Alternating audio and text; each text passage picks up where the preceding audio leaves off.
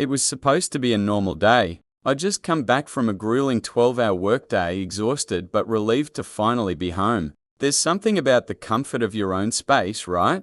I was looking forward to sitting down with a beer, kicking my shoes off, and catching up on the news, but as I walked out into my backyard, something caught my eye. It was a strange, out-of-place sound. The hum of a bulldozer, the rattle of machinery. I paused, squinting into the distance, and that's when I saw it. A construction site, right there, on my land. My heart started racing. This couldn't be real. I thought it was a mistake. Maybe someone had set up shop next door or the neighbors were renovating. But no, I knew my land like the back of my hand. I had the deed to prove it. The boundaries were clearly marked, and this construction was happening right where it wasn't supposed to. I stormed toward the site, adrenaline pumping. The closer I got, the more I realized the scale of the situation. This wasn't just some small renovation. There were heavy-duty trucks, a crew of workers, and bulldozers tearing up the soil. "Hey!" I shouted, causing everyone to turn toward me. "What do you think you're doing on my land?"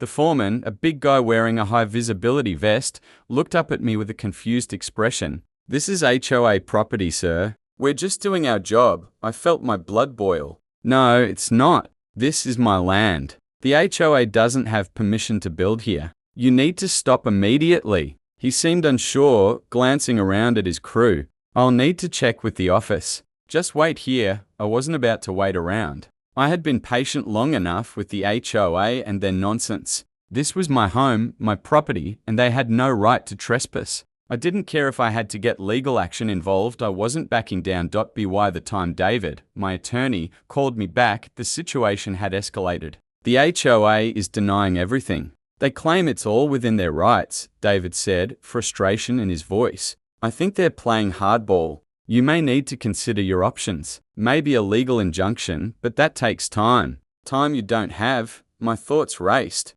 I couldn't wait for months while the construction went on. This was happening right now. I needed to take control, to make them understand that I wasn't just some pushover they could walk all over. "David," I said, voice steady now, "I think I have another plan." "What's that?" "I'm going to bring my own bulldozer." There was a long pause on the other end. "Wait, what? Are you serious?" "Yes," I said, already feeling the energy surge through me. "I'm going to stop this with action. If the HOA thinks they can just come onto my land, tear it up, and ignore me, they've got another thing coming. I'll use the bulldozer to tear it down myself." David hesitated. "I don't know if that's the right move, but if you're serious about this, I'll help you however I can. Just make sure you're in the right legally." The next morning, I woke up with a sense of purpose. I went straight to the rental yard, signed the papers, and within a few hours, I was standing in front of a massive bulldozer, the kind of machine that could level entire buildings. I wasn't sure if I was nervous or excited, but in that moment, all I could think was, I'm taking my land back. I drove it over to the construction site, my heart pounding as the heavy machine rumbled beneath me. When I arrived, I saw the workers already on site, eyes widening when they saw me. The foreman approached me again, clearly irritated. "What the hell do you think you're doing?" he demanded. "I'm taking back what's mine," I said, my voice steady and determined. "This is my property. You're trespassing, and I want it stopped." The foreman backed off, probably unsure of how to handle a man who had brought a bulldozer to a construction site.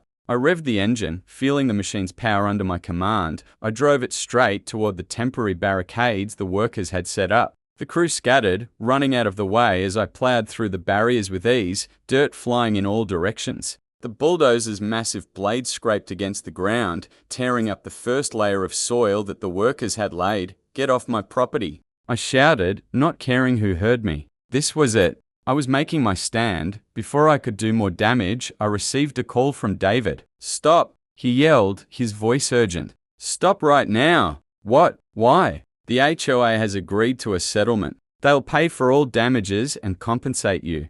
They don't want any more trouble." I froze, gripping the bulldozer's controls. "Wait, what? They're backing down?" "Yes," David continued. "They don't want a public legal battle. They'll give you a six-figure payout if you agree to stop the construction and let them take down their equipment." I could hardly believe what I was hearing. After everything, it had come down to this. The HOA was giving up, paying me off to avoid any more complications. But the more I thought about it, the more it made sense. They didn't want the peer disaster, the legal fees, or the headache of fighting someone who wasn't backing down. I backed the bulldozer off the site, my heart pounding with a mix of relief and disbelief. This wasn't the way I had expected it to go, but I'd won. The HOA was forced to pay for their mistake, and I had regained control of my land. Over the next few weeks, the construction equipment was removed, and the HOA paid up. They didn't admit any wrongdoing, of course, but that didn't matter. What mattered was that I had taken a stand.